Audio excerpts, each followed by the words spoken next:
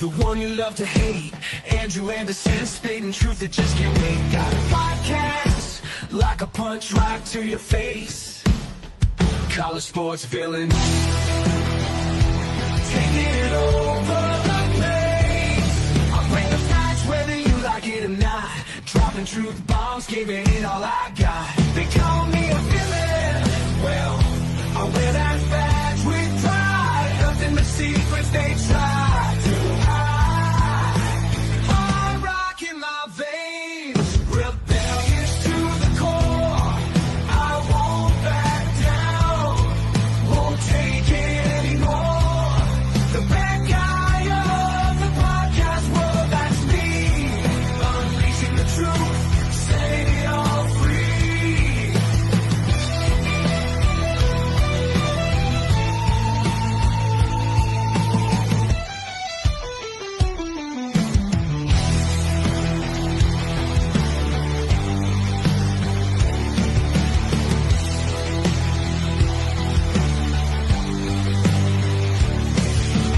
Unleashing the truth. Welcome to Villains the Podcast, live from North Myrtle Beach is where we're at on vacation, but we're still going to have the show as always. So let's get started.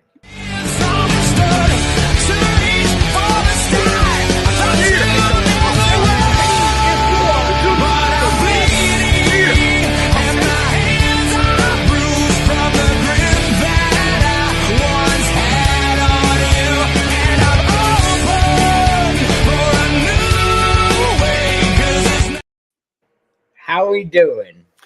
Oh, man, you already know what it is. It's almost time for the weekend, and it's almost time for some football, baby. Yes, it is. So the boys here. So we're on vacation. We're in North Myrtle Beach. So I don't have any of the normal setup. So bear with us. Also, We're creatures of habit. We can't live without it. We don't have to answer to anyone. We're chasing the rabbit like creatures of habit, and no one else knows where we're coming from. And nothing. welcome Terry. Hey, what's going on? What was that? I said, hey, what's going on? Not too much. I barely hear. I think it's mine. Oh yeah, I don't have it turned all the way up. Like I said, we're in remote location here. Everybody say hi to Emily. Hi. Hey, Emily. I got it turned all the way up now. All right, so this is going to be a fun one. Very first thing, the most exciting news that we've got really is for this guy here. UCLA has an interim coach out there and an interim offensive coordinator, and something's clicking. And UCLA is winning some games. Got James Franklin fired. So UCLA did something this year. I'll say they did half of that. The other half to do that job was Northwestern. Mm-hmm. But it was the UCLA one that really did them in, because after that game, boy, the fans were hot. like 0-4 UCLA. Oh, they were hot. But that's what did it in. But they didn't realize that they can go back to winning 6 games. I'm confused, but whatever. We're not on the Franklin saga here. I'll be happy if they get bowl eligible somehow. I mean, I didn't look. It could happen. Okay. It's a very long shot after that horrible start, but there's a path. there is a path. I'm not sure exactly how the paths go. We're going to get into some college football here in a minute. I promise you that, because we're going to do some predictions, some recaps. But let's just go ahead and go here. Emily's going to play as we go. James. Yeah, so I already mentioned this on your Facebook page, and I'm only going with it just because I've never had it. Fried okra. Yeah, that's crazy talk. I was waiting. As soon as you said that, I'm like, this one's making the show. Terry. I'm getting rid of the onion rings on this one. The onion rings? Yeah, I love okra. Whether it's fried or when my wife throws in one of her oxtail stews. Yeah, so I love okra too. Crazy talk. Emily, which one would you eliminate? The okra. That's crazy talk. So Were her and James like twin siblings separated at birth or something? I mean, okra's crazy. For me, I'm gonna agree with Terry. Like onion rings are gonna have to go in this scenario because hush puppies and fried pickles are delicious. So yeah, onion It's rings like- gotta go. No matter what breading you put on onion rings, it just nothing really helps it out. I don't think it's no matter how many. I've had it like regular. I've had it with the tempura at the Japanese restaurant. They use the tempura seasoning or fried like they do on their sushi rolls. Yeah, Nothing panko. helps.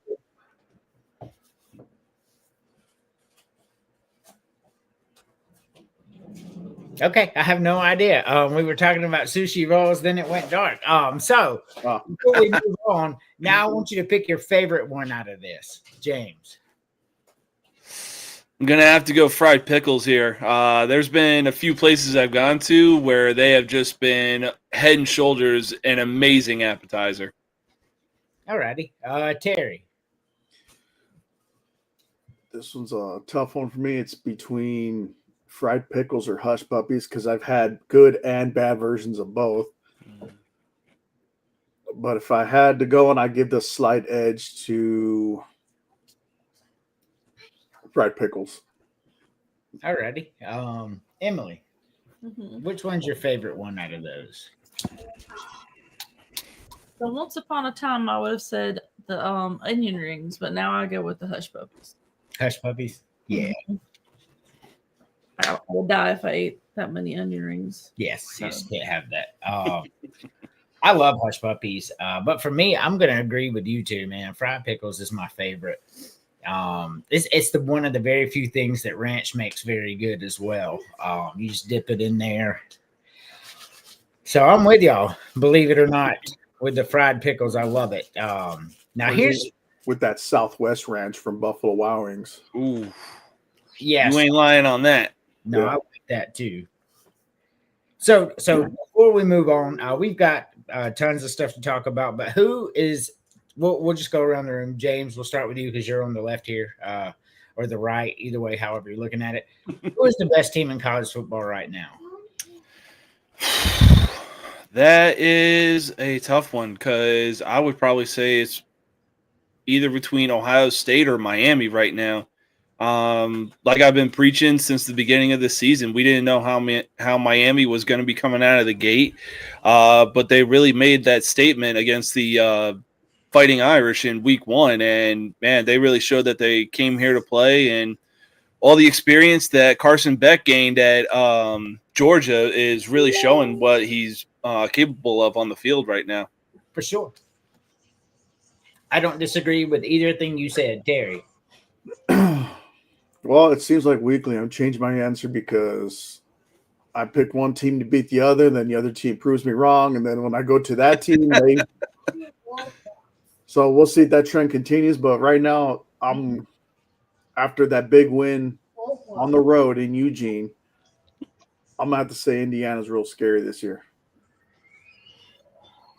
Yeah. I mean, the game that I told y'all that Indiana was going to go into Eugene and win, and everybody picked against me, and I'm like, wait a minute, like Oregon struggled mightily against Penn State, and we saw Penn State wasn't that good. We saw Indiana beat Illinois 63-10. Indiana's a very good team. I saw that one coming, to be honest with you. But I agree with Terry. I think there are 4 dangerous teams this year. I think there are 4. I think it's Ohio State, Miami, Indiana, and Alabama. I mean, Alabama going on this run, including on going to Georgia at night on the road and beating them, that's a dangerous team. I think those are your 4 best teams. Definitely, in my opinion, there. I will say this. I think a really solid dark horse team, and they've been proving it, or maybe 2 dark horse teams, and they've been showing it on the field. Texas A&M and Texas Tech. I agree with both of those. Yeah. Texas A&M is probably number 5. I think I do have them number 5 in my top 10, if I'm not mistaken. And Texas Tech, man, they've got a $25 million roster, and they're playing in the Big 12. Clear path to the playoffs for them, and that makes them dangerous. So I don't disagree with either of those. Yeah, they're definitely two dark horses. I was actually thinking about those two as well.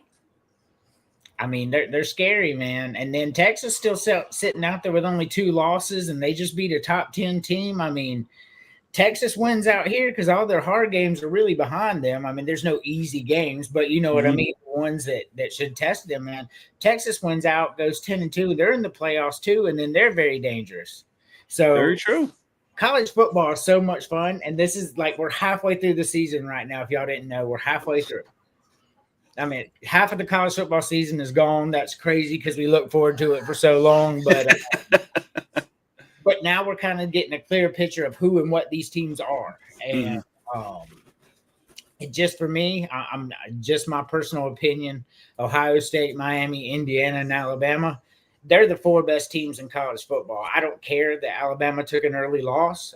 What they're doing right now, 3 top 25 wins in a row, 1 on the road at Georgia at night. They're the most dangerous team in college football, not named Indiana. That's what I think. So, well, hopefully that first week loss doesn't affect them later in case they rack up any more losses just because of how Florida State turned out and all of a sudden they're going down the shitter, it seems like. Well, Alabama can afford 1 more loss. A 10-2 Alabama team's going to the playoffs. Nobody's keeping out a 10-2 Alabama team. So they got 1 slip up along the way, and we're halfway through the season, and their biggest test, they just went on the road and won at night in Georgia. Who's going to beat them? If Georgia can't beat them at home, who's going to beat them? Like, that sounds funny, but that's a legit question. If Georgia cannot beat you at night in their house, you are dangerous. Because Georgia's the standard. You know what I mean? So, man, I think Alabama's the most dangerous team in the country. But I think Indiana's just a little more. I mean, what Indiana did to Illinois really opened my eyes because Illinois is no punk team. They're no great team. But to get beat down 63-10, that's a problem for me. That says Indiana's a real problem. So, yeah, and let's not forget, they also locked up Kurt Signetti on an 8-year deal, too. So clearly he's showing Indiana that he's doing something right. Oh, yeah, for sure. So his name came up as soon as that Penn State job came up when they fired James Franklin. And then the university went out and said, yo, man, we love you here. Here's a massive contract to stay. That's how much we believe in you. And that's what he wanted anyway. He's been telling everybody he wants to be at Indiana. This just ensures that he is. So he got what he wanted because of what happened up in Penn State. So sometimes it works out that way for you. Especially with the recruiting, because all the players want to play for that coach. Mm-hmm. They know he's going to stay there, so there's the commitment there. And he's turning people to the NFL right now too. So what's up?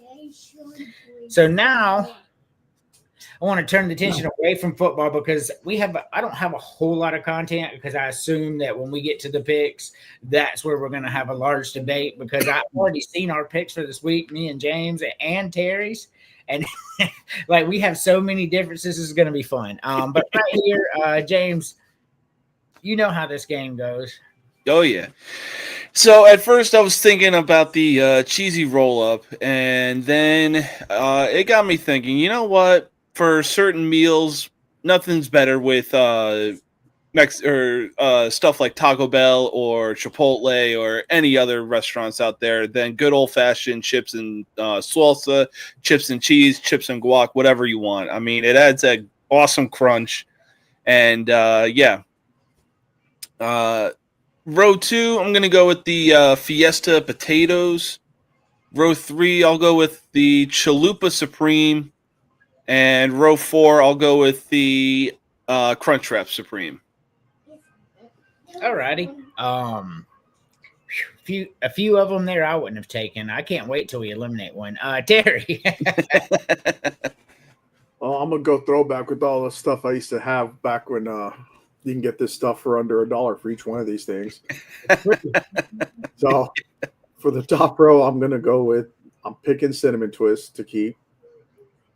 And I used to love putting mild. It was crazy, but I put mild sauce on top of them. It tasted kind of crazy good for some reason. Give me the second row. I'll go with soft taco. Third row, I'm going to go with Gordita Crunch. And final row, I'm keeping Mexican pizza. Alrighty. Emily. Yes. Never mind. We'll get back to No, Emily. no, it's fine. One play. So I would go with the chips and cheese. What I'm keeping, right? Yes. The soft taco. Yes. Look, I'm gonna have to go with the Baja Blast because that's the only one, the Mountain Dew product I actually drink. What? Yes. Crazy talk. And then I'm gonna go with the Crunchwrap Supreme. Nice. So now my husband is going to see where the closest Taco Bell is. Well, hey, if you want your own Baja Blast, just get the Blue Powerade and Mountain Dew, and there you go. Hey, look, y'all can drink that all you want. I don't want it. I don't like Yep, Mountain same here. Same here. I never had Baja Blast, and it'll be a hot minute before I even do. I mean, it's not terrible, but I mean, not my thing. So for me, I'm going to keep the chips and cheese. I'm going to keep the soft taco. I'm going to keep the Chalupa Supreme because the Chalupa is my favorite thing that Taco Bell does anyway. And I'm keeping the Crunchwrap Supreme too, man. You can keep that Mexican pizza. That shit was nasty. But the Crunchwrap Supreme was good, so that's going to die in a minute. But you know how this game goes. Eliminate one, James. Yeah, so I'm actually glad I kept this in the equation just so I could say I could get rid of it. I'll get rid of the cheesy roll-up, the soft taco, the Baja Blast, and Mexican pizza. That's funny. See, that's funny. Terry. The quesadillas aren't that bad.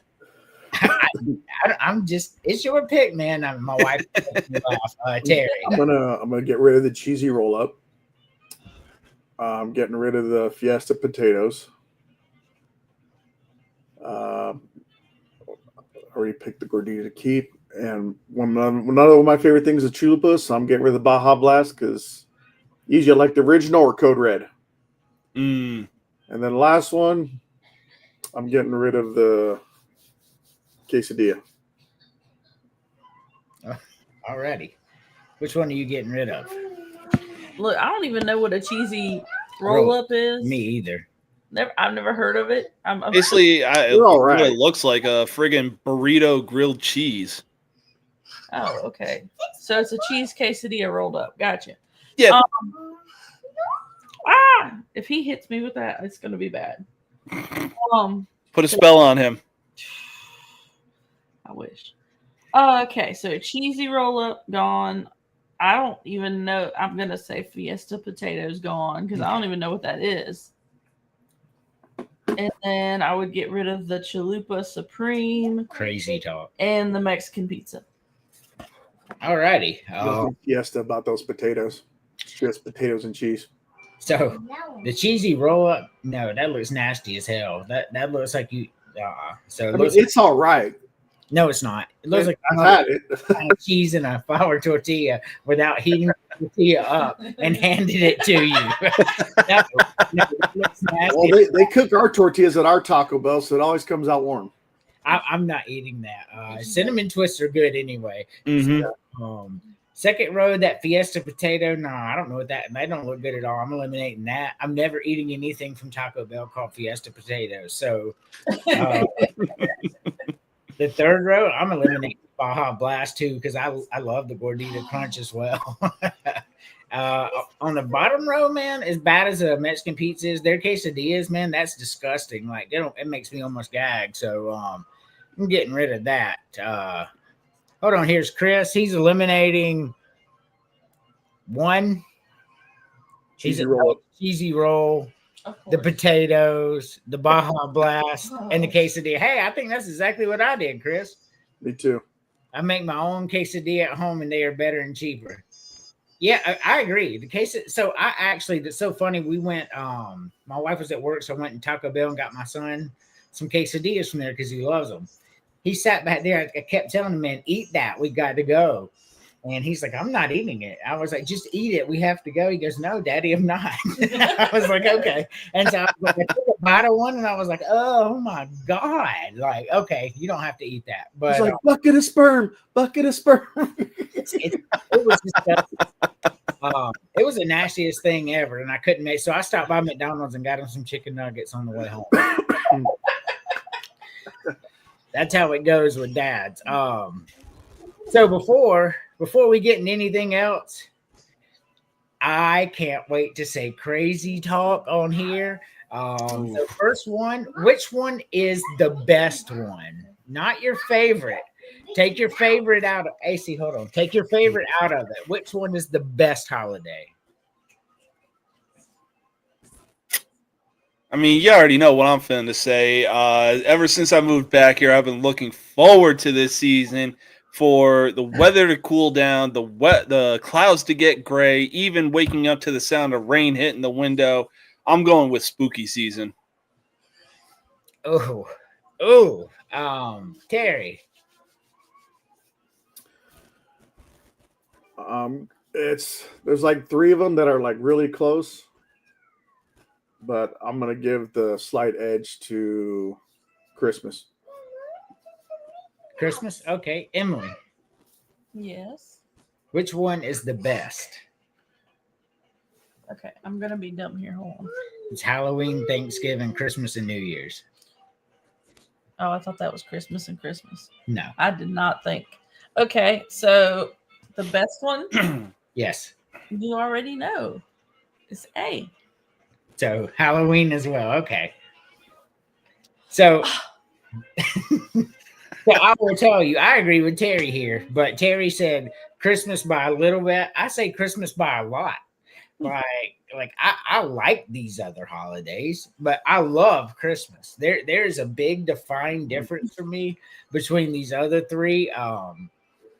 Number two, gosh, that's a hard one too. James, which one's the second best?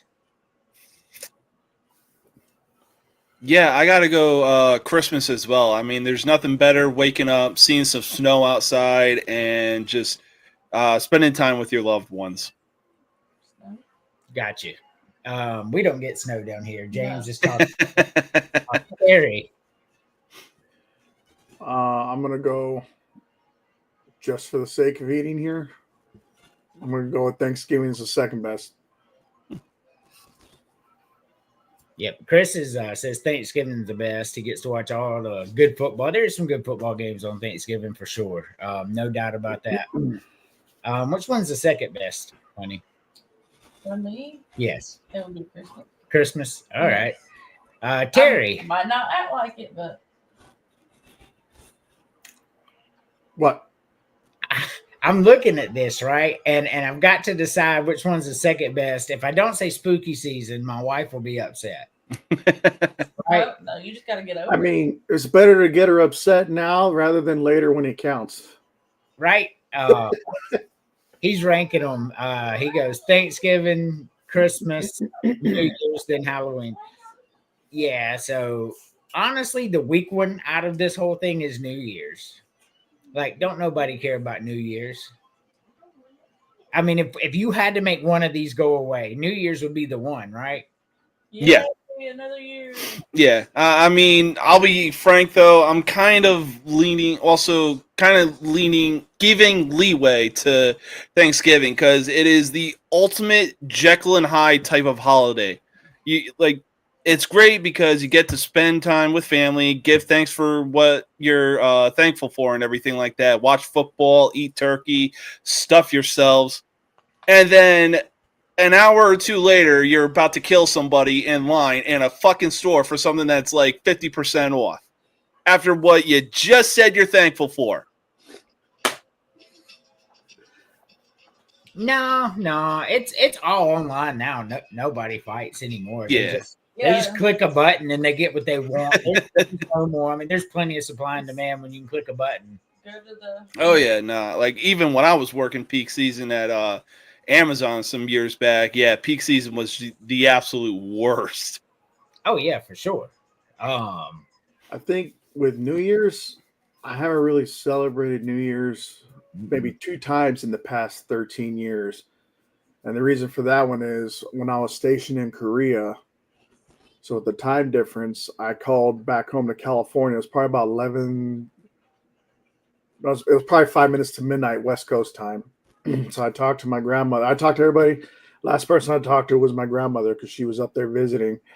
And so I went to bed because I was getting tired. So I woke up to a bunch of messages. So I guess 30 minutes after I talked to my grandmother, she passed away. So I never really celebrated since then. I don't really plan on it because one, I don't really drink as much as I used to. Mhm. So what's the point of staying up till midnight sober? First of all, and second of all, I've always had that memory. It's always been in the back of my head. Mm. Plus, with New Year's, it's like, oh my God, we're counting down the final 30 seconds of this previous year going into the new year. So, and then the other 2.5 hours are just like a full blown concert, depending on what channel you're on. I got my 2-week gym membership. Here's the thing, though. You remember where you were on Thanksgiving. You remember what you did on Halloween. You remember what you did on Christmas. Like for me, I couldn't tell you what I've done on New Year's for the past 20 years. Mhm. Like those memories don't really exist because New Year's doesn't mean anything to me. But Thanksgiving and Halloween, Christmas, they mean something to me. You know what I mean? So I guess that's why I'm that way. New Year's was cool when I was like 18 and 19 and around there, because it was the millennium at that way too. Because like I was there at the millennium. Oh my God, this is the biggest deal ever. It really was a crock of shit. Nothing's been right ever since Y2K. I think it won, and we're just now finding out. Like it broke us, and we're just finding out today that the actual Y2K bug existed. All right, so.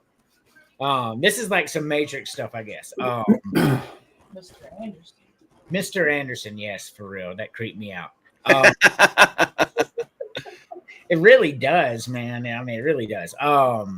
This is my top 10. James, you know how this game goes. What's right? What's wrong? What would you change? Right now, I really don't see anything wrong with it. I mean, it looks really good. 1 through 3, Ohio State, Miami, and Indiana. Yep, they deserve to be there. Texas A&M, yeah, they're the real deal. I mean, it's no secret that Ty Simpson really should be the Heisman favorite right now. The only reason that Arch Manning is constantly getting the nod is because of the Manning name, and that's about it. Georgia, they better do something, turn things around if they want to be like the serious ones to be taken in the SEC. Texas Tech, they're easily playoff bound, and it's really time to give Georgia Tech credit where credit is due. Haynes King really turned that school around. So let's see, Ole Miss, yeah, they got some problems to fix, but hey. It's like Vin Diesel said, it doesn't matter if you win by an inch or a mile. Winning is winning. And Oregon, y'all better do something after that loss to Indiana. I'll tell you what right now. Oh, yeah, for sure. But, Oregon stays in the top 10 of mine, and I'll get to it when it's my turn to talk about it. Terry. So if I'm looking at it, so it goes down in columns, right, from 1 to 10? Yes. So yes. Ohio, Miami, okay. I think the first 4 or first 5 are correct. I would probably make an argument, maybe, I know it's probably get crazy talk, I would actually put Tech above Georgia. And I hope to see Georgia Tech above Georgia. I hope they beat them this year. Same with Ole Miss, because stationed over there for 2 years. The Georgia residents thought this stood for University of Central Louisiana on my hat here. So I'm like, wow, you guys never been on the trailer park, have you? Oregon, I don't think they should be in there.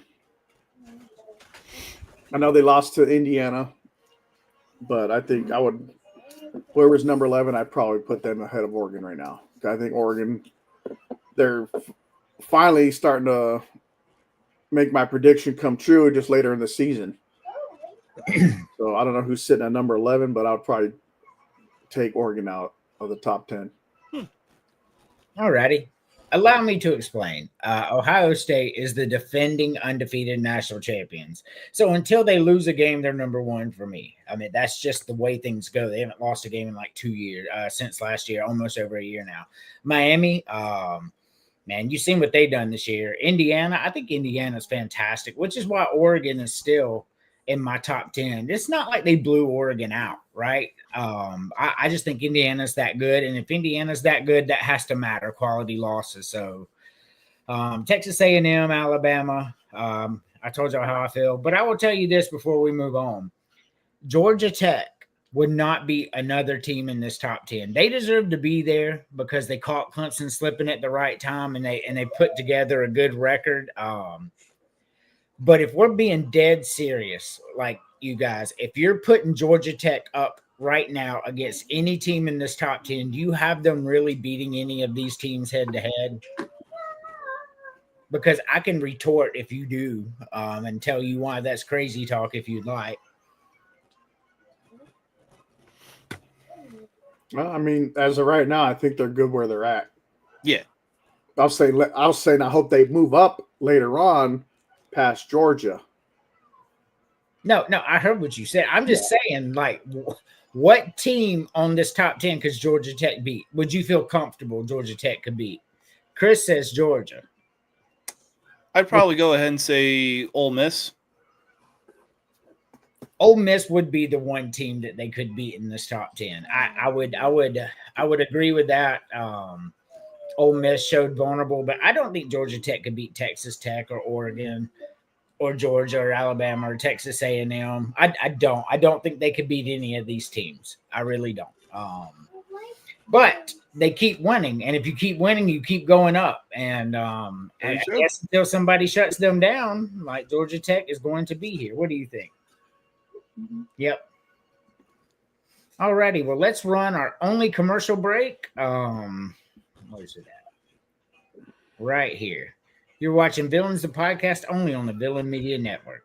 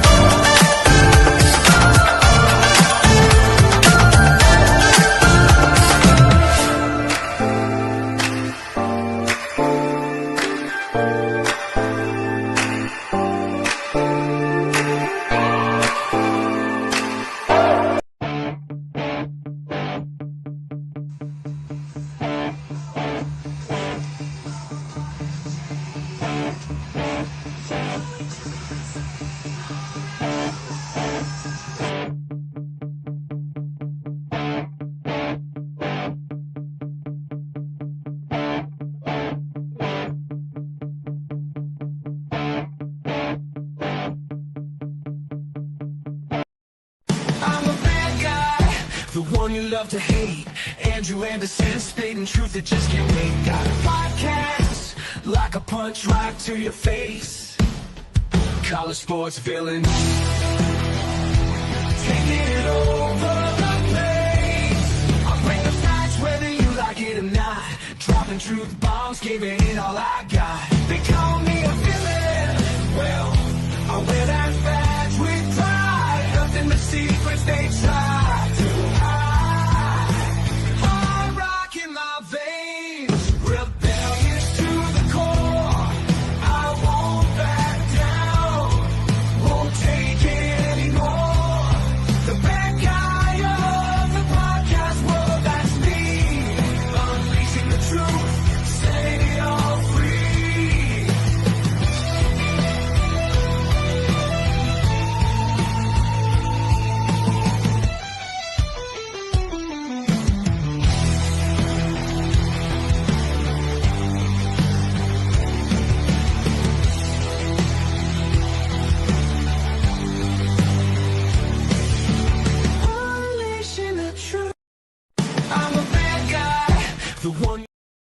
welcome back. Let's see here. I didn't really get a chance to do any FAFOs this week. I'm on vacation, so I really didn't go do that. But let's watch a classic.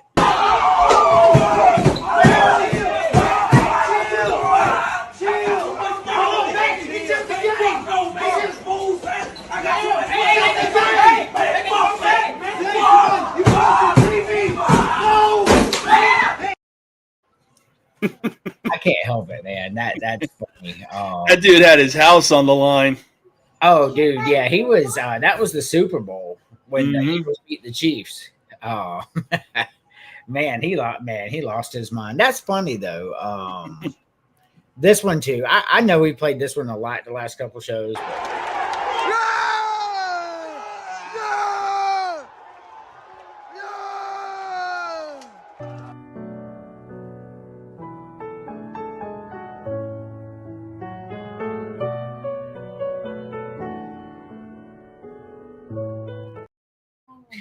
You see the size of the arm that's trying to get his arm off of it. That was a bodybuilder, and that guy's so mad he still couldn't rip his arm off of it. Like, it was valid though, for sure. Like, why would you think traveling to another school, and then when their school loses on like a last minute play, drinking all day to go doing some disrespectful shit like that to somebody? Like you learned yourself a lesson.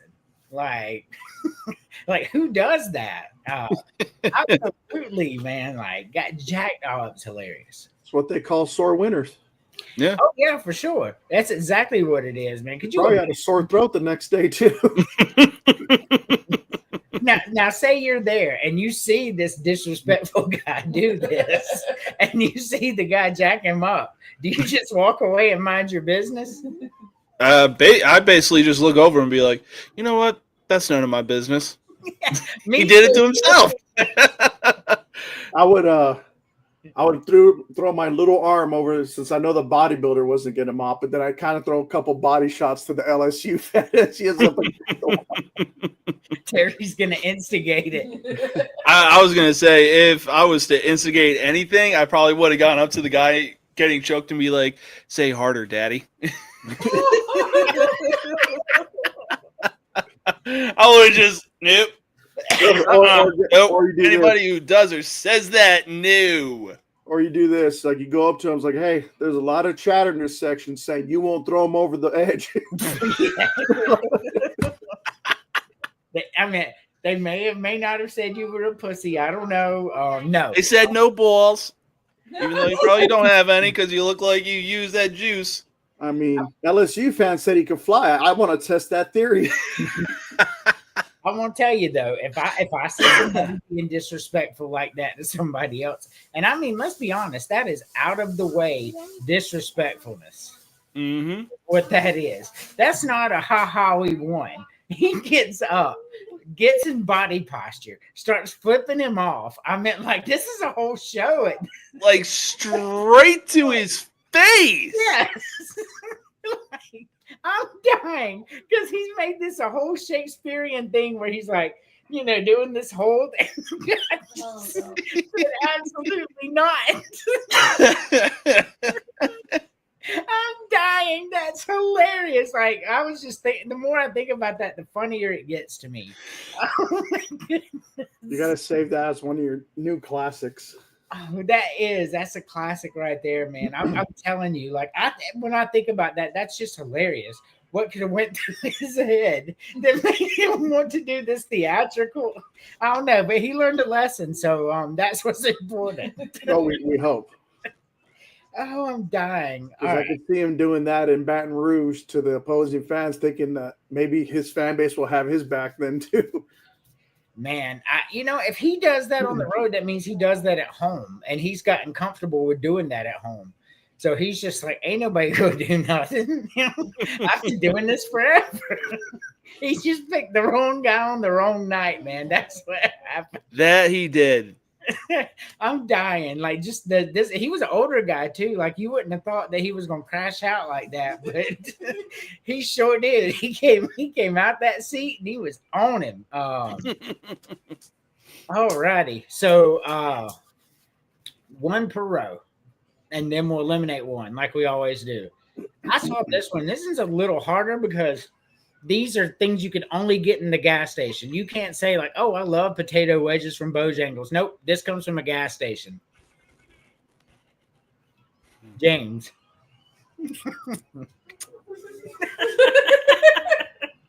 All right. I mean, it may have been on a military base, but it was still a gas station nonetheless. I'll go with Taquitos because they had a pretty good selection from the ones that I was seeing in El Paso. Second one, I'll probably go with a slice of pizza and a breakfast sandwich. Interesting note. So I'll put this on Facebook earlier. And it says pick your 3 favorite. We're going one per row here. And my mom literally put on there breakfast sandwich. Like no other ones. I guess like that was her limit from a gas station. Terry. I'm gonna keep the taquitos. I'm gonna keep the corn dogs, especially the jalapeno cheddar breading ones. And I don't think I've ever really had a bad breakfast sandwich at a gas station yet. So I'm going to keep that. So the whole right row. Gotcha. Honey. So I'm keeping from a gas station. Yes, you're keeping from a gas station. Okay, I would go with the hot dog, the pizza, and the breakfast sandwich. So everybody's picked the breakfast sandwich so far. I'm going to keep the taquitos as well. The middle row, man, they're all just so nasty from a gas station. I guess I would eat. I guess I would eat a corn dog before I would a piece of pizza or a burrito. So I guess I'll go with corn dog. And I agree with y'all, man. Breakfast sandwiches from gas stations are pretty good. And I'm not eating a cup of noodle from there or potato wedges. So those are mine anyway. Absolutely. I'm sorry. I'm still thinking about that. That's funny. So you know how this goes. Eliminate one. I mean, first row, 100,000%. I am getting rid of the chicken wings. That is bar food. That is not meant for a fucking gas station. If it's Buc-ee's or any other big name gas station, then I would understand. But I mean, if you're on a road trip and you go to like a corner gas station and you see that kind of shit, I'm avoiding it like it's got COVID. I guarantee if you take one bite of gas station chicken wings, you are going to be on the toilet for the rest of the night. I'm dying. Oh my goodness. Second row, I would probably go with the frozen burrito. I've never been a big fan of them anyways. So, and then third row.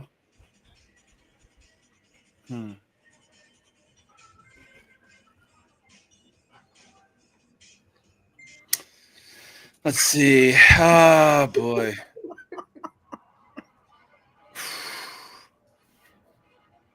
Damn. It's damned if you do, damned if you don't for the last row. I'll probably eliminate the cup of noodles because you already know the potato wedges are going to be sitting under those bright-ass lights and keeping them warm, so... So James keeps the potato wedges because they're under bright ass lights to keep them warm. Okay. Or those heating lamps, or fucking whatever. Yeah. No, I know what you meant. It's just funny. Because you want them hot and ready is what that's. I understand what you're saying. It's just funny how you said it. Terry. I was thinking food safety. James is absolutely right about the chicken wings. I've done it once, and I was like on the toilet for like a day and a half. Not good. So, I mean, everywhere I've gone, everyone I've seen looks like a failed science experiment. What the hell they were trying to do with their chicken. I'm getting rid of frozen burrito just because if I'm going to get food at the gas station, I want it to be ready. I don't feel like warming it up because I'm in a hurry because most likely I'm the one driving everywhere, especially on a long road trip. Bottom row, I'm getting rid of the cup of noodles because once again, I'm going to be driving. I'm not really going to be able to enjoy them like I want to. Plus, they're probably 5 times the price you get them at a supermarket right next door. It's in the same plaza. So I'm getting rid of cup of noodles. Has nothing to do with the heated lamp on the potato wedges. Alrighty. That's so funny. I meant like this is a gas station. Yeah, so chicken wings is both of y'all's first one. Which one are you getting rid of? Probably. I would get rid of the taquitos. The taquitos? Okay. Crazy talk. I don't like them. Okay, well, continue on. Okay, the next one would be the frozen burrito Seems to be consensus so far. and the nasty ass cups of noodles. Gotcha. All right, so I propose to you. All right, so gas station, we're talking about your local corner gas station, not like your QTs and your Wawas and stuff like that, right? So never in my life would I walk into a Texaco 66 on the corner and eat any of these things at all. So if I guess in order of like if somebody was gonna make me eat them, I'm gonna eat the hot dog before I eat some chicken wings from the corner gas station. So I'm with y'all on that. I'm not doing that. Frozen burrito, that just like James said, that looks like COVID in a bun, and I don't know. And the bottom one, yeah, those cups of noodles are poison, bro. Like if you read the stuff that's in them, they're like real life poison. Like I'm not eating that either. I'll take the heat lamp potato wedges with James over there. I'm telling you. Like no, I was watching something. And it was like educational, whatever, and they start showing what goes into these noodles, and especially when they vacuum seal them and all that. Man, there's like a bunch of plastic, and like, nah, that stuff's not good for you at all. Mm-hmm. Well, I will say this got me through a hell of a lot of times being out to sea in the Navy. Yes. If you ever decide to send me that video link of the cup of noodles, I'm just going to go ahead and delete it because I'm not going to watch it because I'm still going to eat them anyway. I'm not going to send any videos. Oh, At home, though, not a gas station. right. They probably put a shot of 87 octane in the water. 87 octane. All righty. Can't afford 92 octane. They'll have to triple the price. Ain't that the truth, though, man? That's crazy. So real quick recap of last week. Ohio State beats Illinois pretty soundly, like we suspected to happen. Indiana beats Oregon by 10. Just, I told you so.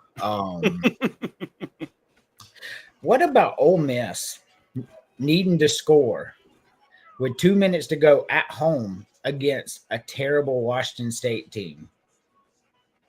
That's scary for Ole Miss. They got problems. Washington State is not a good football team. Chicken liver at the gas station. Look, man, I've eaten some chicken livers at Dodge's, which is a local kind of big chain here.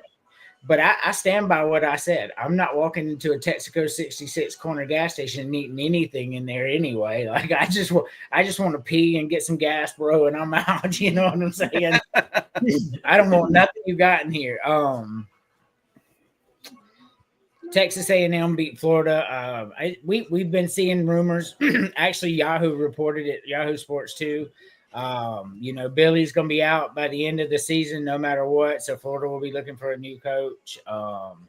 Texas beating Oklahoma. I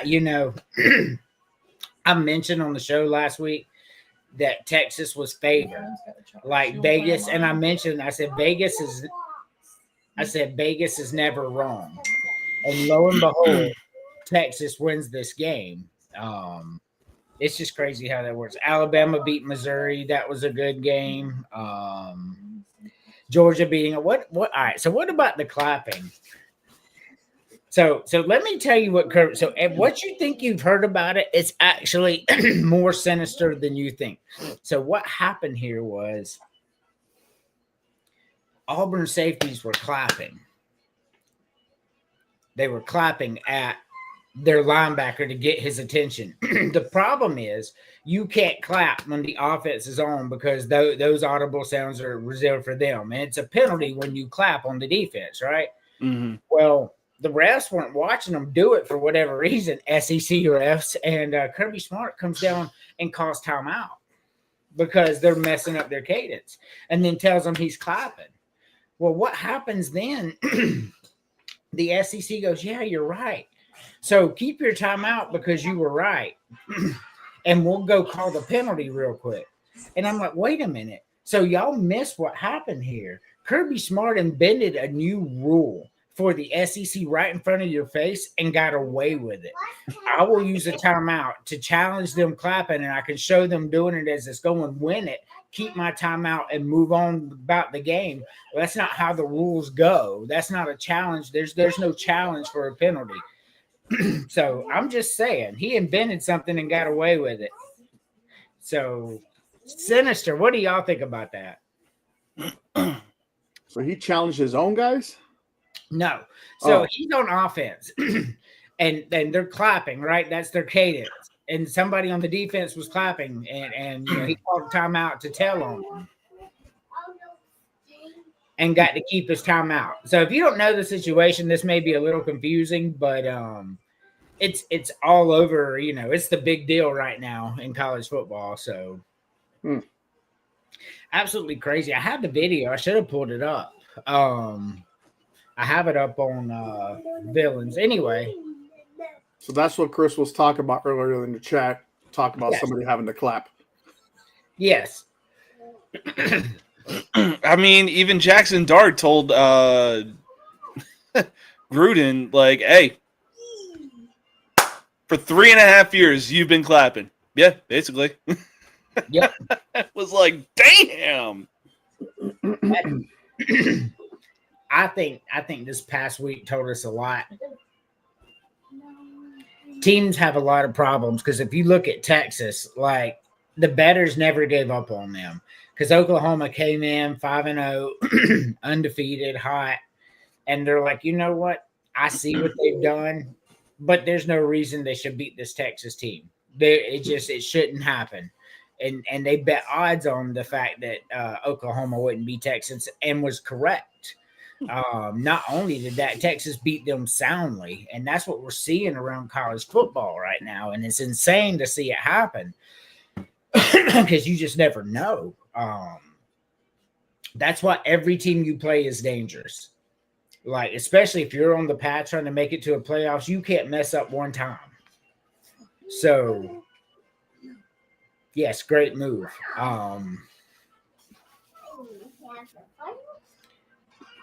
Hold on one second.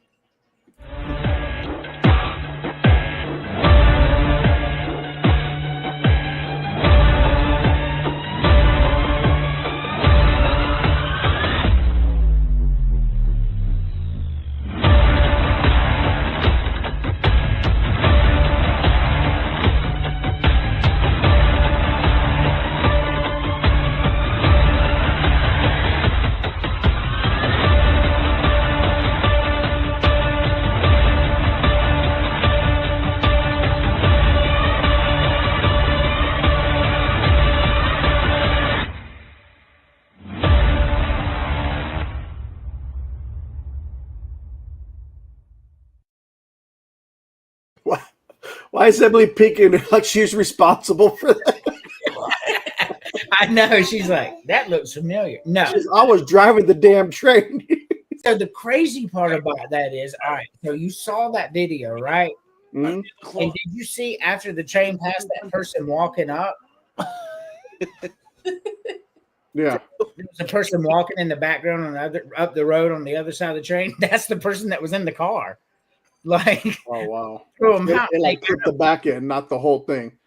That's crazy. Like, you know how rattled they had to have been? Could you imagine getting hit by a train, thrown out of a car, and now you're walking down the road seconds later, like contemplating life and Be like, that was my You're car. probably on acid. Didn't realize what happened. what's that? He was probably on acid. Didn't realize what was happening. Oh yeah, for sure. He's running like crazy. Yeah, caught my go. Damn. Even me like I'm the fucking problem. The cat. Yeah. He had one of his claws hooked into my hoodie. I'm like, nope, you gotta undo it if you want me to put you down. All of a sudden his one of his back legs got caught in my wire here, and I was like, God damn. No, James, they didn't get a ticket. That's for sure. I'm not sure they ever even found that car. Where did it go? I don't remember what this one was. Let's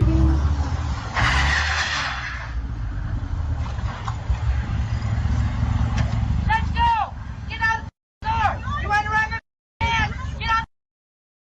Get out! Get out! I didn't touch your car. You were on my gun. Come and touch me because my man's right there. Come and put your hands on me. I ain't driving crazy. It was on my goddamn ass. I went to the other lane. Get out of my face. Contest!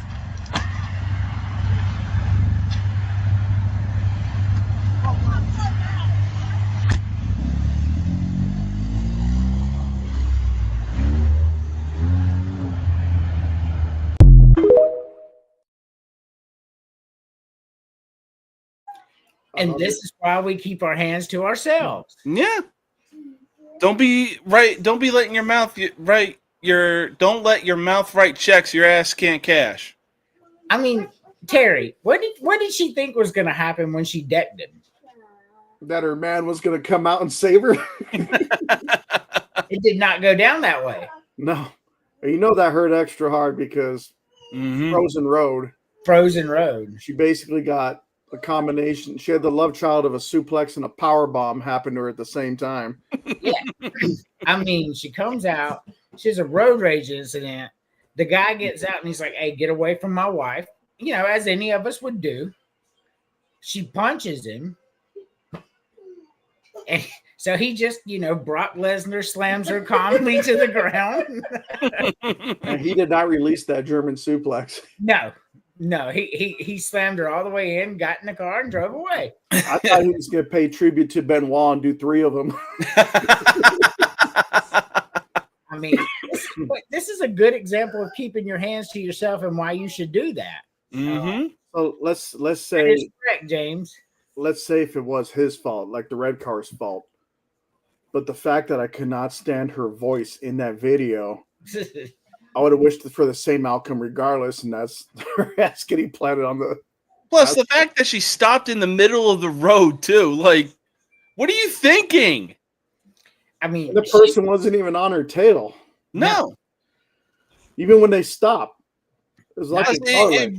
It actually says on your side view mirrors, objects may be closer than they appear. It does say that. I'm laughing because, all right, first of all, you're mad somebody's, and then instead of just getting out of the way like a normal person would do, if somebody wants to go faster than you, you stop your car. And then you get out of the car to try to attack them. And you do attack them. And then they pick you up Brock Lesnar style and slam you on the frozen asphalt in the middle of Erie, Pennsylvania, or wherever it was. Well, I And mean, then looking at that neighborhood, it looked like it was a shithole like Chicago. I mean, there do be neighborhoods in towns like that here. Or Detroit. Just I'm so just James saying. doesn't feel as bad. But that perfect example why you don't get out your car. I mean, and you know what? We don't know the story, but I mean, if somebody's driving faster than you behind you and you can get over and let them go and you don't, you're the problem. You know what I mean? Like, just go. And anyway, I think we could tip our caps to the husband, though, because even though I'm sure he didn't wake up decide to choose violence, but he was dressed in pajama pants, ready for violence in case he had to get his legs all limber and shit. Oh yeah. Oh. 1, 2. Plus, I'm sure the husband in the other car was probably looking at it like, on some level, she probably deserved it. He's like, off the gas. That's her problem, not mine. Well, I mean, I don't think there's a man in that car because no man's going to let his woman go out and crash out like that on strange people in the road. You don't know who's out there, man. Like, you can't just be running up on people like that. And, like, there's no man that would let his woman get out of the car and crash out like that. No, there's no way. Mm-hmm. I mean, you know, I don't tell my wife what to do, but I will 100% tell my wife we're not getting out of the car fucking with people we don't know. Oh, yeah. You know what I mean? So, she made a bad decision that day. And, luckily, he just body slammed her and left. Mm-hmm.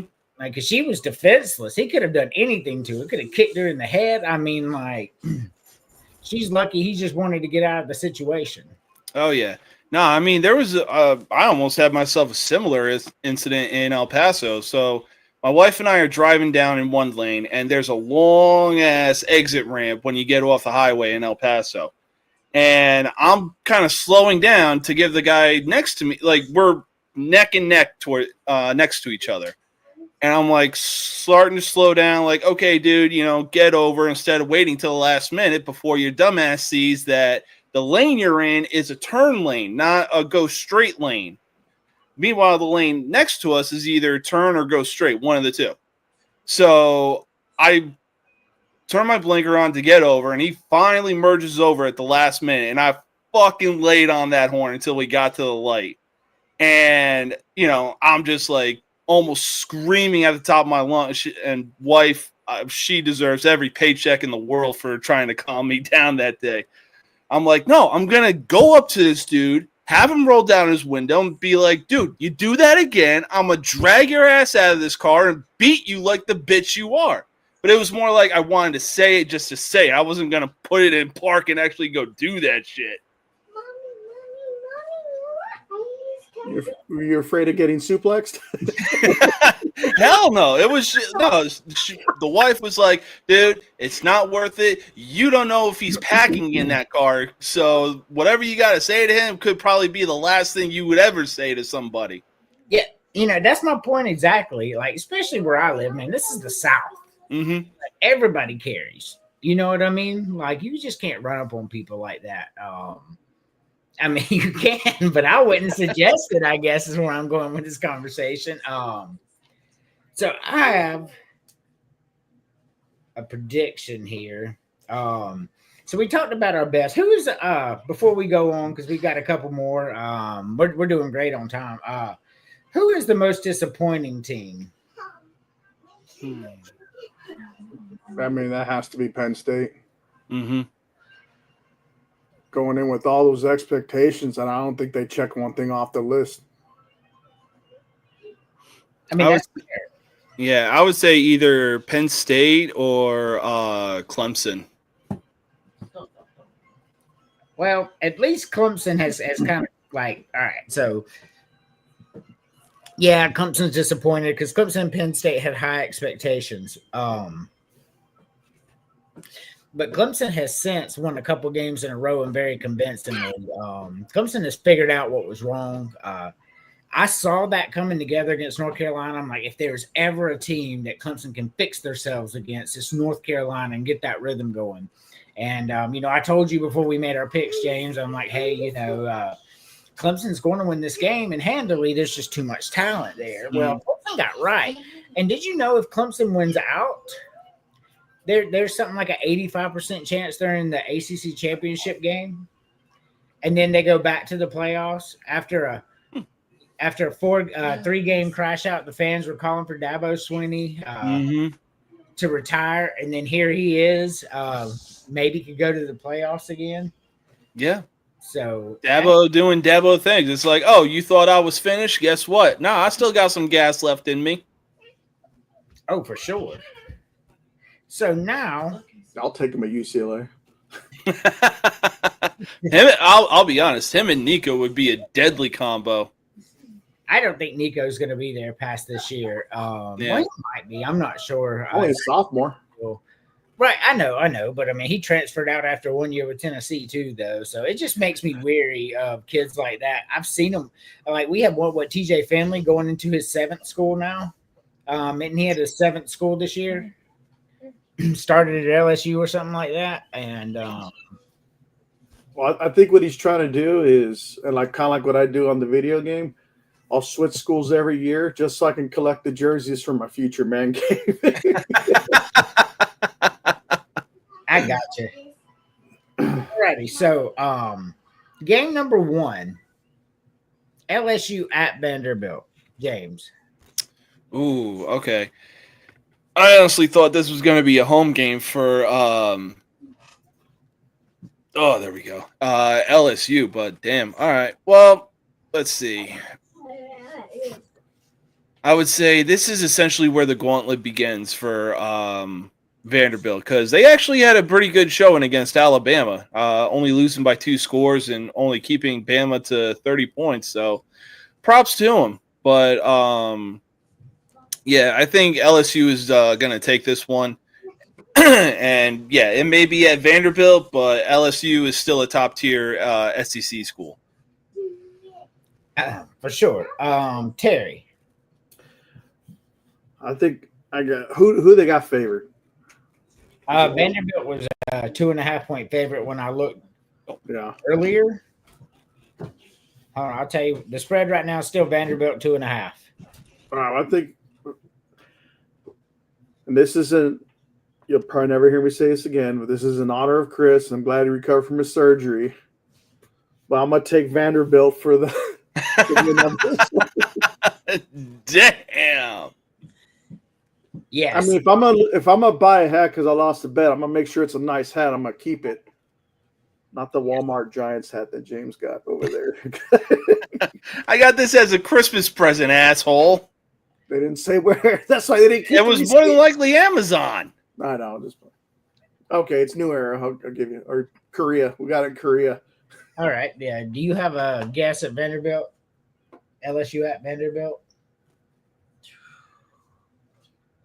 I think I'm gonna go with LSU. LSU. Yeah. I'm gonna go with Vanderbilt here, and I'm gonna tell you why. Because of some strange goings on this past game. I've seen them both play. LSU cannot move the ball right now. If it wasn't for them calling back a fake punt, there was nothing wrong with it, and then a fake fumble. I mean, that final score is 13-10. LSU cannot score.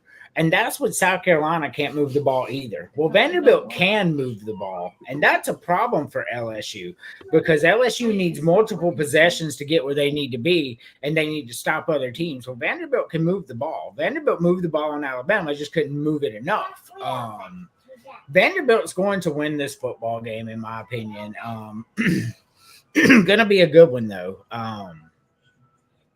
Ole Miss at Georgia. James. Yeah, so this is definitely going to be a Georgia win. Ole Miss has had some really close games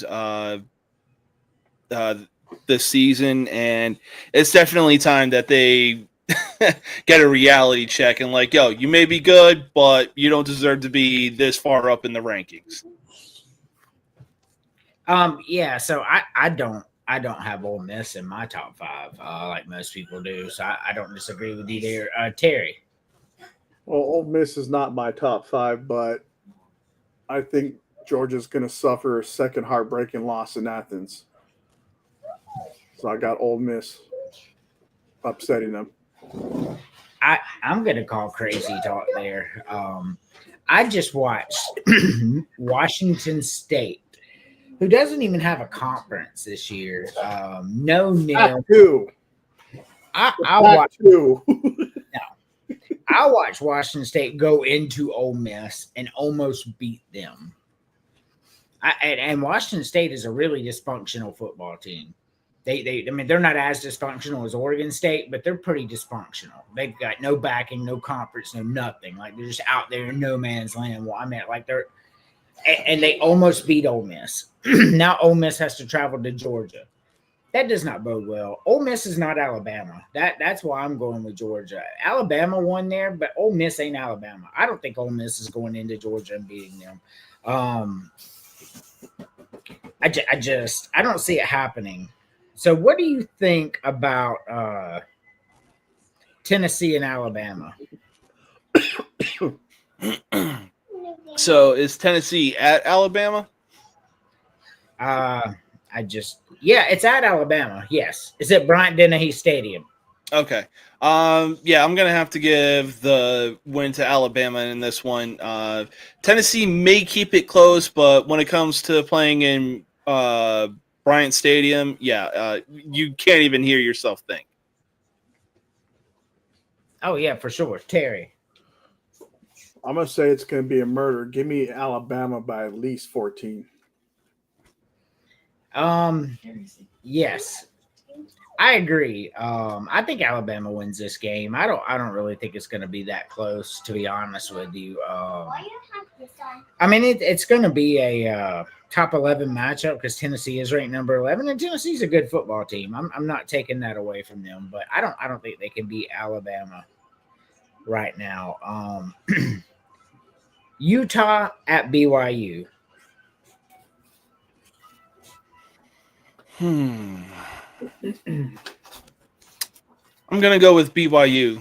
They're currently unbeaten right now. It's like right now. What was it last year? And now even this year, they're just like, hey, back to 1984.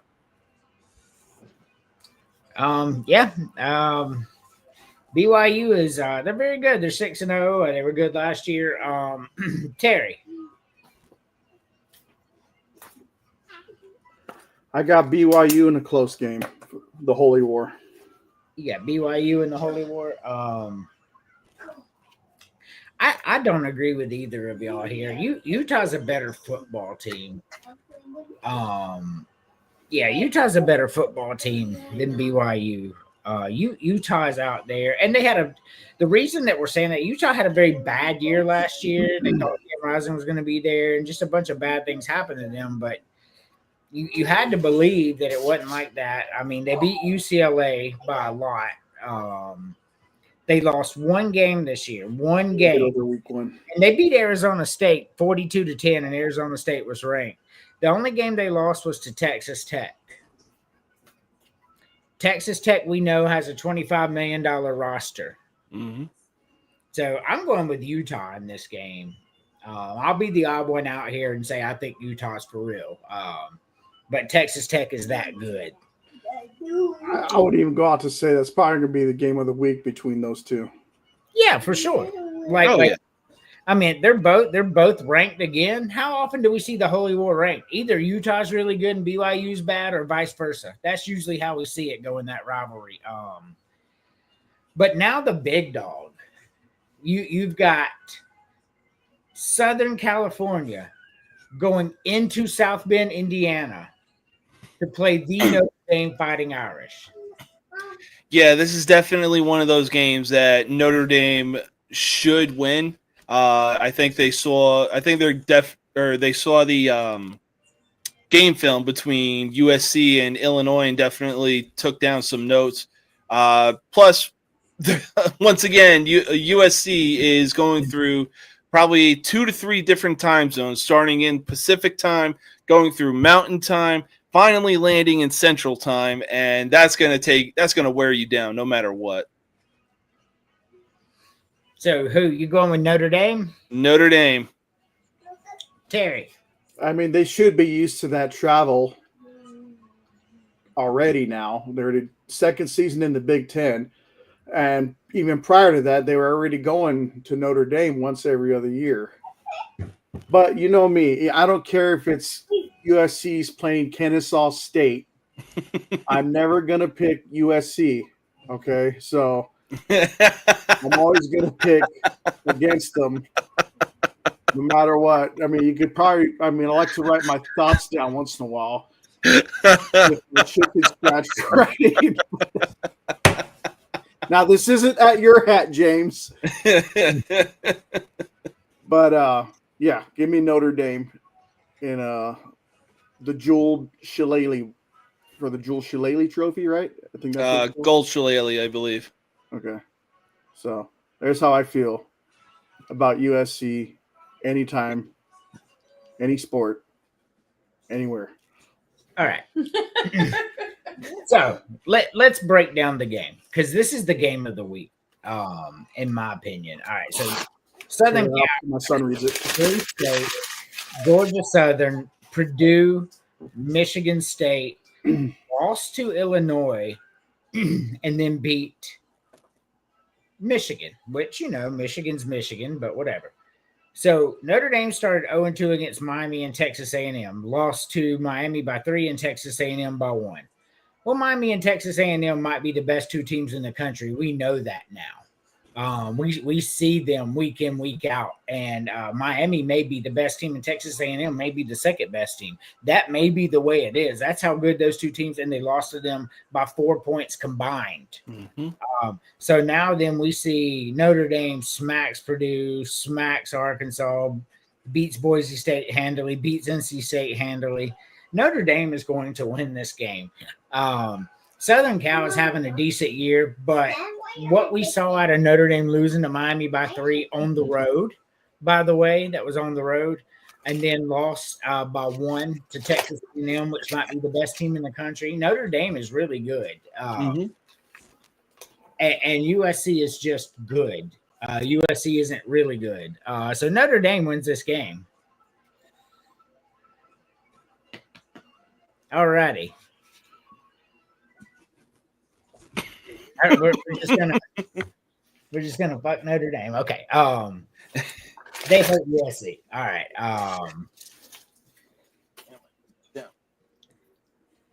Let's see what we got here. Mm.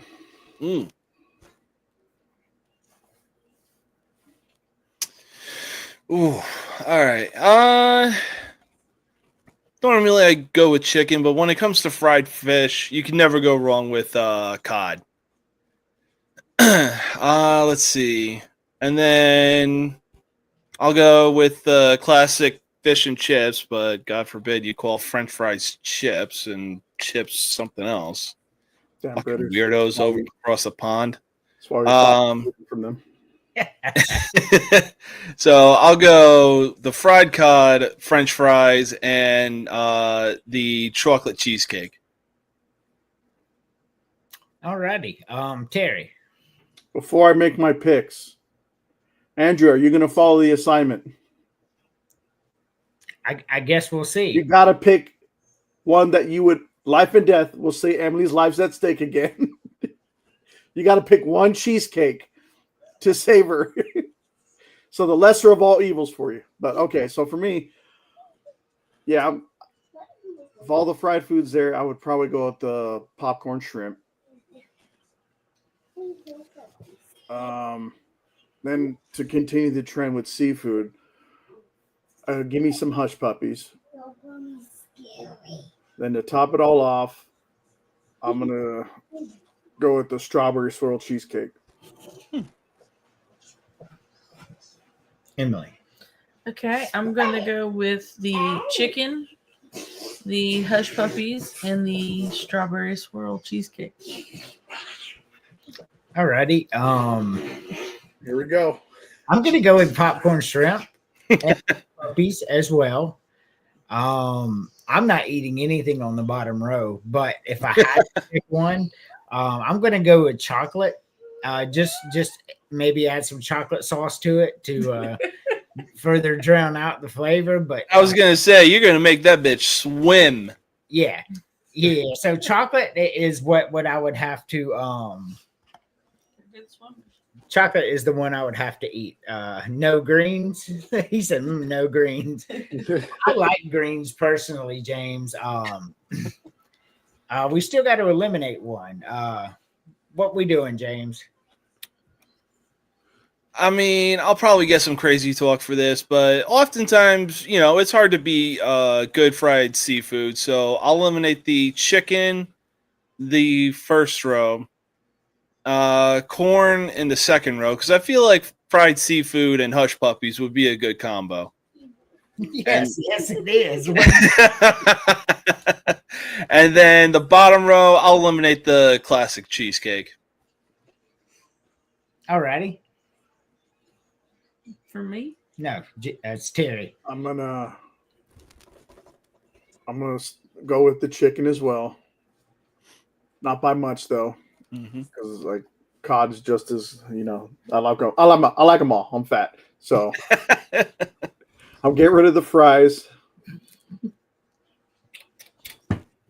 and I'm gonna get rid of the classic cheesecake. I love all three, but I like to have a little bit of flavor on the cheesecake. They all taste like ass. What are you eliminating, honey? He wants chocolate ass.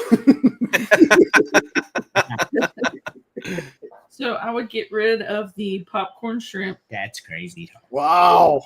corn, and the chocolate cheesecake. They all nasty anyway. Look for a reaction out of me on that. Okay. We can eliminate chocolate too. For me, I'm eliminating the chicken. I'm with James when he said like a good piece of fried fish. I agree with him. I just like shrimp a little more, but I love fried fish a lot.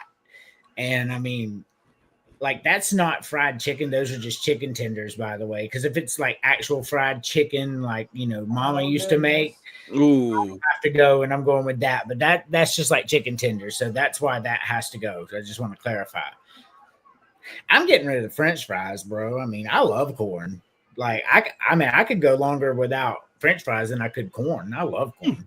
I could eat corn with every meal. Guess what's in Hush Puppies? Corn.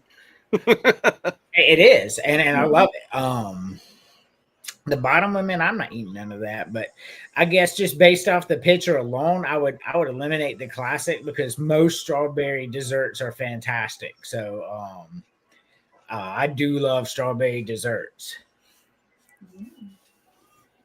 So you could change it to strawberry and just dump a whole mess of strawberry jelly on top of it if it helps you. I could.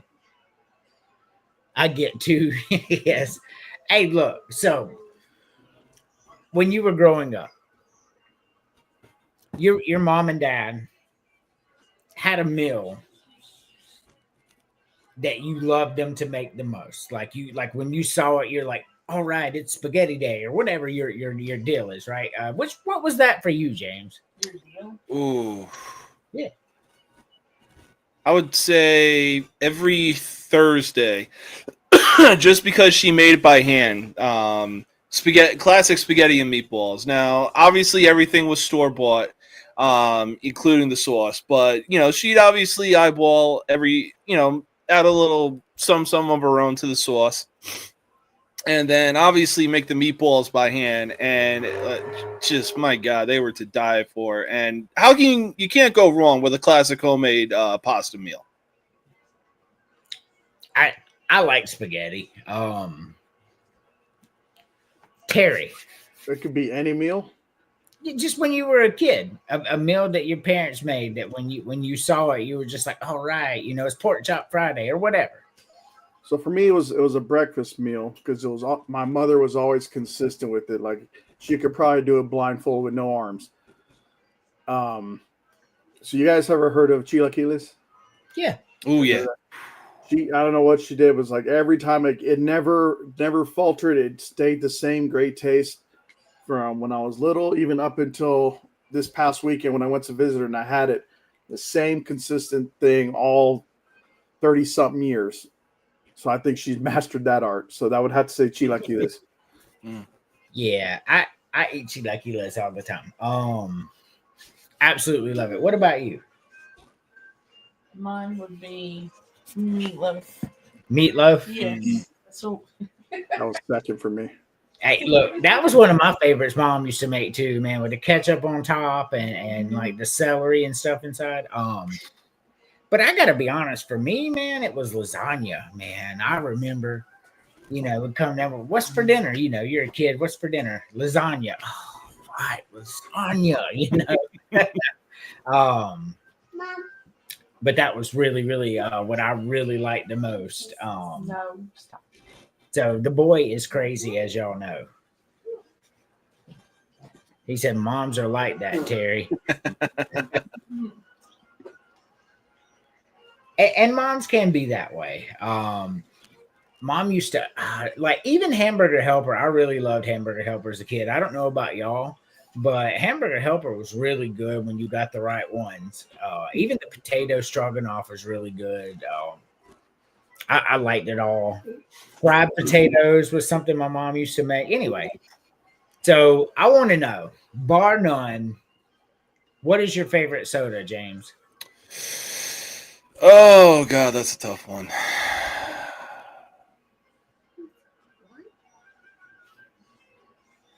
Oh my God. Favorite soda. I'd probably have to go with a childhood classic, and I'm surprised I still don't see it around nowadays. Maybe it's at other locations. Maybe I'm going to wrong ones. But I'm going to go ahead and go with Mountain Dew Code Red. Yeah, it's still all over the place out here. Yeah. Damn, you were a kid when that one came out? I was almost an adult already. Right. I was like 12 years old when it came out. I think I was like 25 when that shit came out. Yeah, I was older when it came out. I was at least 20. Yeah, I was like 16 or 17. I don't know. Whatever you're at, I was like a couple years under you. So That's right. for me, I would have to go with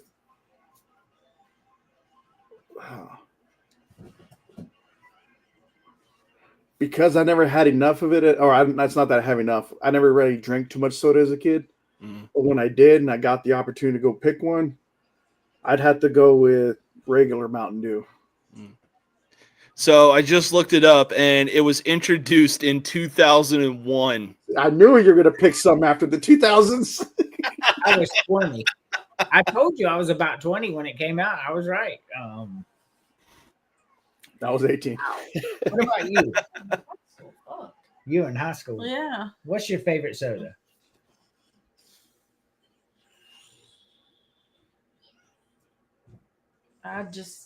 Hands down, I'd have to go with a cherry Pepsi. Wild cherry Pepsi. I don't hate wild cherry Pepsi. For me though, like it was a close 1 and 2 between Mr. Pibb and Cheerwine. I love both of those. What was the other one? Cheerwine. You never heard of Cheerwine? Uh-uh. Oh wow. It may just be a Southern drink. James, have you ever heard of Cheerwine? No, I don't think I have. Is Cheerwine just a South I soda? guess so. Wow, Cheerwine's really good. Y'all are missing out. Well, I'm sure they don't make them no more? No, they make them, but Okay. I'm right at my local store. I expect a case in when I visit. I mean, I'm telling you, like Cheerwine's good, but I think Mr. Pibb is my favorite. My favorite soda. Yeah, I'd say so. You'd say so? Hey, Mr. Pibb do be good. Oh, yeah. Mr. Pibb is one of my favorites. You know what? So, what's that? I'm sorry, it just popped in my head now. I forgot about this one because this is something I'd only see on the West Coast, but it's made out of Plano, Texas. I don't get how the hell they're not selling it here in Texas. So I'll scratch the Mountain Dew. James might have heard of this one. He might have been close enough. It's called Cactus Cooler. That does sound familiar, yeah. It's an orange pineapple soda. Okay, yeah, because I saw it on his Facebook post of like pick your 3 favorite sodas. Yeah. So, okay. I think I did. I'm not 100% sure. It's a great mixer too. Any liquor. I gotta tell you, that's the very first time I'd ever heard of Cactus Cooler is when I put that graphic up a little while ago. I was looking at it myself and I'm like, The fuck is Cactus Cooler? But okay. That's just funny that y'all brought that up because, like, I learned today. I'm like, I've heard of every single other one of these, but not that one. And I was like, I don't know what that is. Yeah, they're made by Dr. Pepper. They're out of Plano, Texas, but they sell them to states like Southern California or throughout California, Nevada, and let's say Arizona. And I don't think they sell anywhere else. I'm like, why are you not selling that here? Because I think that would be a great hit here, especially with some tequila. Oh yeah, no kidding. That I'm finna pass on that. I'm not a big soda guy anyway. I'll be real honest with you. I'm the Bengals are beating the Steelers because the NFL is the dumbest thing I've ever seen in my life this year. Like, you can't predict nothing in the NFL this year. I mean, Falcons just beat the Bills. What world are we living in here? I mean, hey, these guys just trounced the fucking Eagles. I mean that's what I'm saying. Like, is NFL fun again? Is that what I'm saying? No, well, I mean, it's sort of fun, but I would say this season is just the most random ass season that I've ever seen. The Ravens only have one win, and right now, from all the AFC standings, it looks like we're back in 2007 again. Chiefs are 3-3. Mm-hmm. And the Chargers are sitting up atop the AFC West. I realize we're early. We're 6 games in, but New England is in first place. Yeah, that's a third of the way. They're tied with the Bills for first in the AFC East. The Steelers are in first place, which I called that. I said Baltimore's something's broken there. I think they knew that. That's why they went ahead and let Lamar Jackson take some time off. Invest in your future. This ain't your year. Indianapolis, we talked about them about being good. They lead. Jacksonville, I told y'all Jacksonville was going to be really good this year. I saw that coming. Denver and the Chargers on top of Kansas City. Did not see that coming, but did y'all know this past game where Kansas City won, by the way, they did not commit one penalty the entire game? Not one false start, not one hold. Oh, my God. Not one offside, nothing, not one penalty. I just want to throw that out there. Philadelphia is in first place, as expected. Green Bay and Detroit, who we expected to be in first, is in first. But, like, the whole division is above 500. That's insanity. The entire division is above 500.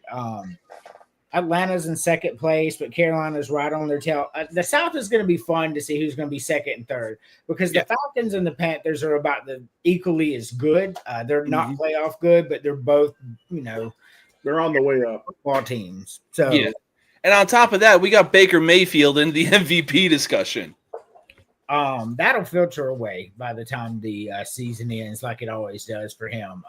Just because you go look, you got Josh Allen out there. There's a lot of competition, but Lamar Jackson going down, Joe Burrow going down. If there was ever a year for Baker Mayfield to win it, it is this year. I mean, look at his numbers right now. He's got 12 touchdowns, 1 interception, and sitting at under just 1,600 yards. And the NFC West, man, 4-2, 4-2, 4-2. Is the NFC West the best division in football this year? I would probably say so. That or the NFC North, just because everybody in those two divisions are sitting at over 500 right now. Correct. That is insanity. We are seeing a lot of good football this year. And we're seeing a lot of random ass football this year. We are. I have not followed the NFL as closely in years as I have this year. I mean, it's been a long time since I watched it like this. So the Dodgers are up 3-0 on the Brewers, so we can go ahead and call that one a wrap, which I really hate to see that because I really wanted Milwaukee to go. But the Toronto Blue Jays, Seattle Mariners, they're both underdogs. And I know Toronto won the division, but I'm saying they're both underdogs. Let's be honest. That's what they are. I would personally like to see Seattle go, and they currently hold a 2-1 lead, but they are currently losing 5-1 right now. Yeah, that series honestly might go 7. We are seeing some good baseball right now. The Dodgers are turning into the Steinbrenner Yankees from the 90s. They're going to buy their damn team. Oh, yeah, for sure. Don't forget hockey because the Blackhawks just put a belt to ass on the St. Louis Blues last night, 8-3. It's because I didn't pull out my Brett Hull Beckett. I want to pull that up real quick. I do have a scenario though. This is kind of going back to the food while you're doing that. We picked our favorite meal at home. Mm-hmm. What is one meal you absolutely hated to have at home, but you still had to eat it anyway? Otherwise, they tell you you're going to starve for the night. Ooh. While you think of that, I'll tell you which one I had. My mom made this little thing with it was pinto beans. It was canned, which a lot of stuff was, and Spam chopped up, and it was like in a stew broth, and everything was kind of like slimy. My dad loved it for some reason. I told him like, "Wow, you asked him, do you not love yourself?" Or it's like you sit into the room. Well, what do you got, James? I mean, my mom made it a few times, but I really wasn't a big fan of it. Gonna have to go back to Italian and go with her making homemade eggplant parm. Homemade. So, eggplant, you either love it or you hate it. That is an absolute fact. I won't knock you there. My mom never made eggplant parm for me. Honey, what was one meal your parents made you hated? Any kind of hamburger helper. My sister lived off that for like forever, so I had to eat it. It's great when you're divorced. And rice-a-roni. Why I don't ever make it. Look, I could live without hamburger helper. Good, you're gonna have to. So I'm fine with that. Wow. So my answer to this, bro, is I don't really have one. So I was a fat little kid, right? Like I like liver and onions and shit. Like there was nothing that I really just refused to eat ever. Like in Thanksgiving, you had like cranberry sauce I didn't like, but I didn't have to eat it. I didn't have to put it on my plate if I didn't want it, you know, when you walked around the table and all that. But I can't remember anything to make, and I was just like, oh, I don't want to eat this. Like never. So I don't really have a good answer for you there. I really I'll fill in the blank for you. All right. It was Greek yogurt chicken, wasn't it? chicken. Look, we didn't eat yogurt. My parents didn't roll like that, bro. There was bologna cheese. There was some mustard in there and some bread. You had the ingredients to make food, and you might have had some ramen. That was it, bro. Sandwich and ramen if you wanted a snack outside of what they were going to make for dinner. So I absolutely love bologna cheese and mustard sandwiches anyway, so it didn't really harm me that much. But it was cheap, you know what I mean? So I have a great question before we go into our final what video game made you love video games, James? Ooh. What was the one that cut you like a knife and you just fell in love? I mean, there are just so many to friggin' choose from. I would have to say Mortal Kombat got the snowball effect going, and then everything it turned into a giant snowball once Legend of Zelda: Ocarina of Time came out. I got you. But a few honorable mentions definitely has to go to Sonic the Hedgehog. I got you. Part of your childhood. What about you, Barry? I'm gonna go with NES, original Nintendo system, and I'm gonna go with the very first, before it became popular at the convenience store arcades. But prior to that one, I'm gonna say the first Ninja Turtles game. That man, look. All right. When it gets to my turn, I'll talk about that. I'm with you. I love Ninja Turtles game. Continue on. I'm sorry. You just triggered in a memory. No, that was it. It was that game that made me love video games. Oh, I got you. What video game got you into it? Like Sabrina the Teenage Witch. I just know that like when I was younger, I got a Game Boy. I don't remember. Like, I just know I played a lot of games and I sucked at a lot of them. Which game was it that made you love video games, though? I mean, I'm probably gonna have to go with the Super Nintendo between the Zelda and the Super Mario. Yeah, for sure. My wife is indeed 6 years younger than me, so that makes sense. She would choose the Super Nintendo. For me, Nintendo came out when I was 7, so I'm a little old school. But the game that made me love video games is Mario Brothers 3. There's nothing like it. Like when I got my Nintendo for my birthday, I think it was my 7th birthday, 8th birthday, something like that. It came with Mario Brothers 1 and Duck Hunt. But the additional gift that my parents gave me, Pong. It's gonna shit on James. Nah, she just likes to get comfortable or do that. Yes. But Mario Brothers 1 and Ninja Turtles, because I was a big Ninja Turtles fan when I was a kid, right? So my parents got me that game. So I played that game. I liked that game, but that game was so hard, man, that did not get me into gaming. I love Mario 1. But then Mario 2 came out. I got that. And then Mario 3 came out. I think I was like 9 when it came out. And I played Mario 3, and I absolutely loved this game.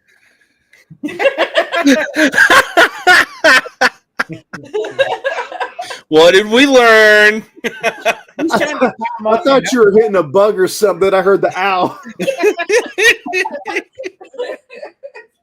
He's so funny. I was like, and he's like, ow. Anyway, this boy, Mario 3 for sure. You could fly in this game. Like you could fly, like you could swim, go into these worlds.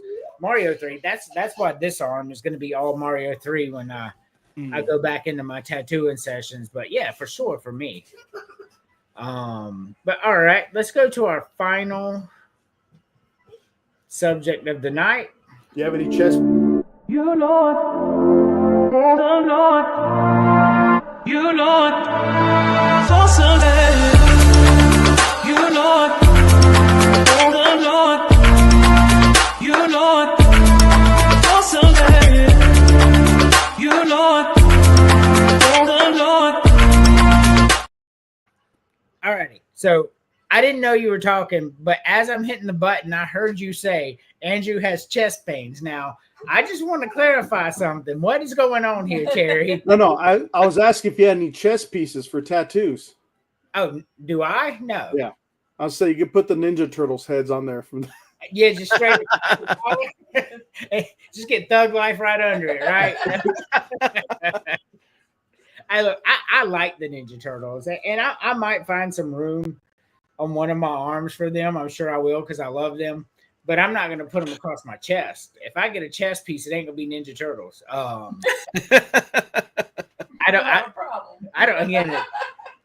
don't think so anyway. Look, James, you don't have any tattoos, right? Nope, clean as a whistle. All right. So if you were to get a tattoo, what would it be? Man, if I were to get a tattoo, I'd probably have to get one that kind of hits home of a birthday present my wife got me. She got me this necklace, and it's in the form of a shield, and it has the Archangel Saint Michael on one side, and on the other side it has the prayer. So I would probably do like kind of a quarter sleeve right here of the prayer on kind of like one of those ancient scriptures, you know what I'm saying? Yeah. I got you. Terry, you do have a tattoo, correct? No, I do not. Oh, you don't have any? No. I thought you told me you had. Maybe it was Chris that told me he had one. And so if you were to get a tattoo, Terry, He had a Clark Lay tramp stamp, he said.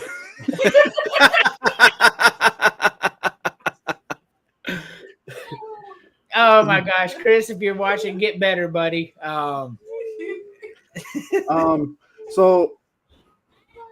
I have nothing against tattoos because there are stupid ones out there like why the hell would you even get that? But I know some with people that have meaning, like whether it's memories, whatever. And I saw a guy get his daughter's name, but it was in her writing, so they like it didn't look like her name, but the fact that it was her writing, they made it into a tattoo. So if I'm gonna go that route, and this has crossed my mind, it'd be something real meaningful. Now, for me, I would cover like from the neck down to my waist, so arms and everything are gonna be covered. I was thinking my family coat of arms from both sides of the family. So I have my dad's side on the back, so coat of arms there, like the whole shield and whatever details comes with it, and then my mom's side on the front piece. But in between, I was kind of going like with the medieval chain link look for the knights used to have. Mm. You know what I'm talking about? Like that, kind of like that mesh. Chainmail. In between the family coat of arms for front and back, everything else would have that chain link look going all the way to my wrist and down to my waist. Nice. Emily has so many tattoos. She has more than I do, and I have a ton. But I don't know, man. A Ninja Turtle tattoo would be pretty cool. So funny. I put on my X and on College Sports Villains. I'm a Gamecock fan. Like, we all know that. I'm the biggest Gamecock fan ever. Like, I'm going to root for us no matter what. But there's a bunch of these goofball Gamecock fans in there. They're defending Mike Shula and Shane Beamer, and they're like, this offense. I'm like, this offense is terrible, bro. Like we can't protect the quarterback. We can't run the ball. I was like, I will get a Gamecock tattooed on my neck if South Carolina goes to a bowl. Like their next games is Oklahoma, Alabama, Ole Miss, Texas A&M, Clemson, and Coastal, and they have to win 3 of those. Yeah. So I'm not as crazy as I sound. Like you tell me the path there for South Carolina to get to a bowl game, not out of an anger standpoint, just out of a college football fan. I'm looking at these games. Where do the 3 wins come from? Clemson's hot now. They got it figured out. They fixed. I mean, Oklahoma, they lost to Texas, but they're in the top 10. Alabama, Ole Miss, Texas A&M. What? I don't see them. But anyway, James, final thoughts. Yeah, so always a pleasure coming on to these shows. Always fun, good time, especially with the food. Picking one, eliminating one, and seeing which one is going to have the crazy talk. But as always, tomorrow, don't forget to tune in, 8:30 p.m. Eastern Standard Time for the most uncut, unfiltered, and uncensored sports talk show you will find on social media. That being No Mercy Sports, baby. All right. Terry. All right, as y'all can see my caption here, it says I want to go back to work. I haven't been to work since October 1st. This whole shutdown shit. So my thing is, I don't care which side you agree with. The thing is, when those 2 sides go bickering and stuff, they don't fucking suffer because they're still getting paid because they're technically doing their job, sitting in a big ass room with a bunch of seats. Meanwhile, you got guys like me who, my last paycheck was shorted because I couldn't work the full week because of the shutdown. So I've, just keep, not just me, since you guys know me personally, but like everyone across that's affected like me, keep them, thoughts and prayers that we're able to put. Cause I know there's some people that are in worse shape than me because I have somewhat of a cushion that, hopefully this don't last too much longer. But I'll finish with the quote for all you Linkin Park fans out there, including myself. There's a song called Hands Held High. And one of the lyric lines in there that it's always been embedded in my brain. It says, when the rich rage war, it's the poor who die. So we always got to remember that. So that is my final thought. Absolutely. Definitely pray for everybody during the shutdown. When we think of the government, we think of Congress and senators and all that, and they're rich, and if they don't get their paycheck, it's like, okay, well, you've seen some of their net worths. We're not getting into that. But like you got guys like Terry, who are literally out there working actively, these are the ones that are not getting paid. Chuck Schumer and Mike Johnson are both still getting paid. I promise you, every penny that they're owed. So, keep people in your prayers. You have any final thoughts? She said no. So for me, The boy to go to sleep. if the boy would go to sleep. Final thoughts for me. We'll be coming back home tomorrow. I should be home in time to jump on the show, James, if you'll have me. Of course. I'm excited. I love talking sports the whole time, NFL. I just kind of like what my show's become. I like doing the entertainment. I like doing the food, throwing some sports in there. I think this is more comfortable medium for me on all this. Your show does such a good job at sports, Football Frame of Mind, the Golden Broom. Like, they all do such a great job at sports. Like, I get to bring a different dynamic, and I appreciate y'all for that. Allows me to do it. But as always, my Lord, my thoughts dwell on the Lord and Savior Jesus Christ, and as always, Matthew 24:13.